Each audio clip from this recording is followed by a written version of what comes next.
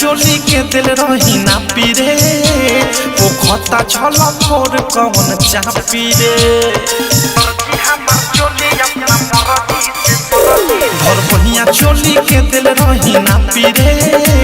वो खता छल फोर कौन चापी रे होखे नाही टाइट पहिरला पठिले बा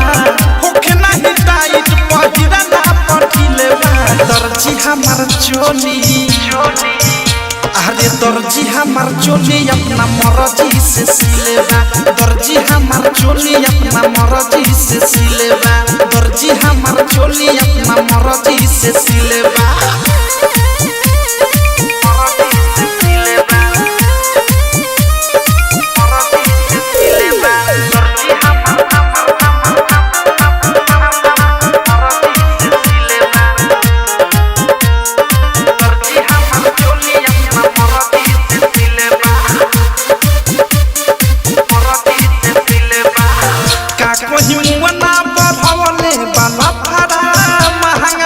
मखमल के कपड़ा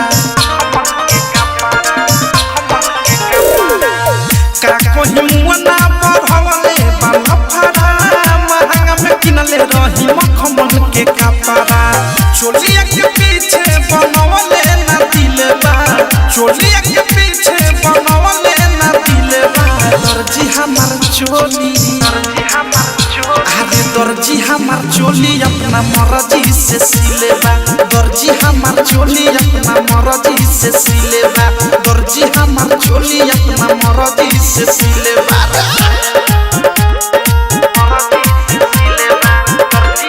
डायमंड रिकॉर्डिंग स्टूडियो छावला होत नहीं के फिटिंग चीटिंग कइले बाखूबे जब जब पेनहता नी लागता नी डूबे होत नहीं के फिटिंग चीटिंग कइले बाखूबे जब जब पेनहता नी लागता नी डूबे औध से में हुक दुख ताया फिलेबा राइटर थारू अनुराग दुख ताया फिलेबा दर्जी हमार चोली दर्जी हमार चोली अपना मर्जी से सिलेबा दर्जी हमार चोली अपना मर्जी से सिलेबा दर्जी हमार चोली अपना मर्जी से सिलेबा घर बहिया चोली के दिल रही ना पीरे हो खता छल फोर कौन चापी रे होखे नाही tight पहिरला पठिलेबा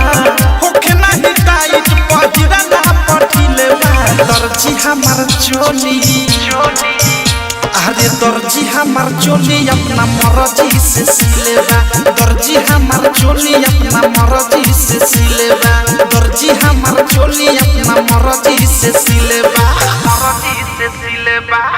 RCM music new app अभी डाउनलोड कीजिए हमारे गूगल प्ले स्टोर से और पाए भोजपुरी लोकगीतों का एक से बढ़कर एक ऑडियो वीडियो सॉन्ग बिल्कुल मुफ्त।